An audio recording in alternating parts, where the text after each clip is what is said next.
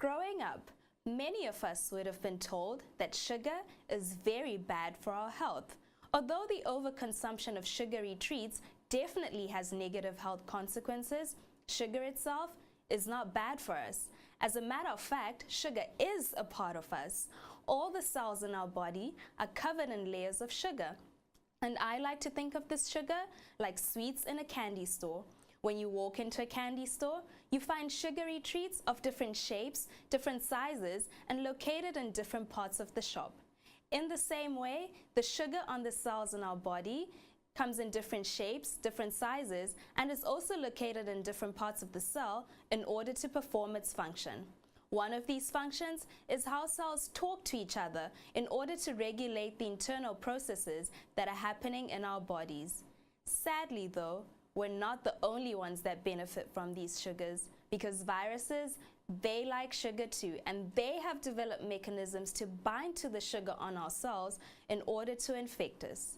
One group of viruses that I'm working with are called human para-influenza viruses. These viruses are the second leading cause of bronchiolitis and pneumonia in young children and infants. They also cause a significant disease burden in elderly individuals, transplant and cancer patients, and the death rate can be as high as 40%. This is very alarming because there are currently no licensed drugs or vaccines to treat these infected individuals. We know from previous research what these viruses bind to, which is sugar on our cells.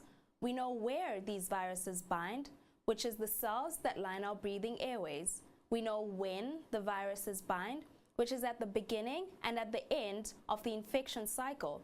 But the big question we have is how? How are para-influenza viruses binding on the sugar on our cells in order to infect us? And that is the question that my research seeks to answer.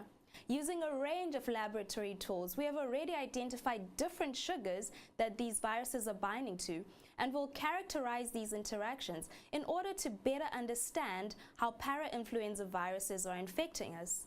In the near future, we hope to develop the first sugar-like drug that an individual can take so that the virus binds to the drug instead of the natural sugar that lines our breathing airways. And in that way, we'll be able to treat the elderly individuals, hospitalized patients, and little babies too.